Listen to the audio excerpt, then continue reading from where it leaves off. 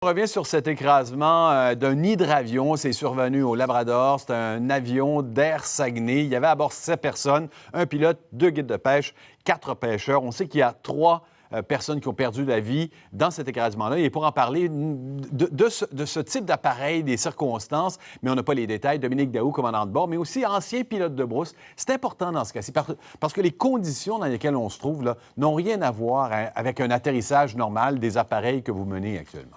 Non, l'aviation de brousse, c'est un monde à part dans la façon qu'on opère l'avion, dans le support qu'on a. Aujourd'hui, moi, je travaille sur une ligne aérienne. J'ai du support pour évaluer la météo, les installations aéroportuaires, tout ça, c'est des choses qu'on a. On dit, par exemple, la force du vent. Lui, le pilote, à ce moment-là, n'avait aucune idée de la force des vents qui soufflaient. En effet, quand on opère d'un lac, c'est le pilote qui juge les menaces autour, dont le vent. Là, vous n'avez pas, vous, piloté un Beaver, mais vous connaissez les hydravions, vous en avez piloté. En quoi c'est plus compliqué d'être aux commandes d'un hydravion comme ça? Premièrement, la technologie à bord de ces avions-là, c'est un avion qui est très, très vieux. Donc, les contrôles sont directement... Les mains du pilote sont directement liées au contrôle de l'avion. Il n'y a aucun effet d'amortissage sur les contrôles.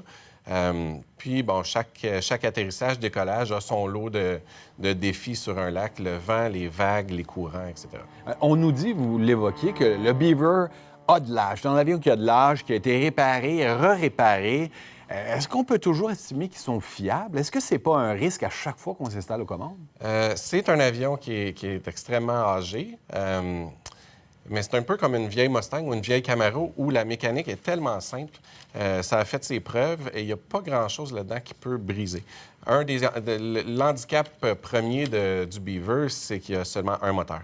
Donc, on est à la merci de la bonne mécanique de ce moteur-là. Oui, alors si le moteur flanche, l'alternative n'est pas très, très généreuse. Je veux savoir, justement, parlant de ça, on nous dit... Bon, on a appris que l'avion s'était écrasé. Spontanément, mon réflexe, c'était de croire que c'est en arrivant au lac hier matin que c'est arrivé, probablement. Statistiquement, les accidents arrivent à l'atterrissage. La météo est un facteur dans la plupart des accidents d'avion. Ce qu'il faut savoir ici, l'aviation de brousse, la station météorologique la plus proche de ce lac-là est à plus de 100 km. Ouais. Donc, c'est quand même assez loin, là. Oui, donc les microclimats, les petits effets météo peuvent arriver. Ce qui arrive dans la plupart des cas dans un lac de pourvoirie, le pilote va appeler sur la radio les guides ou les gens qui sont déjà au sol, puis ils vont évaluer le plafond, les vents, la visibilité, mais ça reste très approximatif. Dernière question, Dominique. On apprend que le pilote, 61 ans, avait 20 000 heures de vol à son actif. Comment c'est impressionnant, ça? Ça, c'est typique. Les pilotes du Nord ont tendance à rester dans le même patelin pendant toute leur carrière.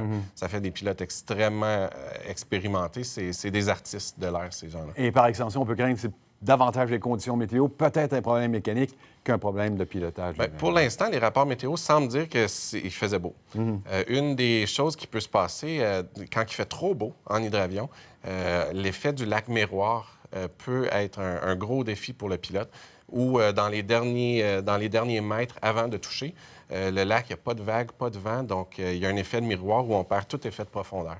Ça, c'est un gros challenge pour un pilote. On attend les détails. Dominique Daou, commandant de bord, merci d'avoir été avec nous. Ça fait plaisir. Bonne journée.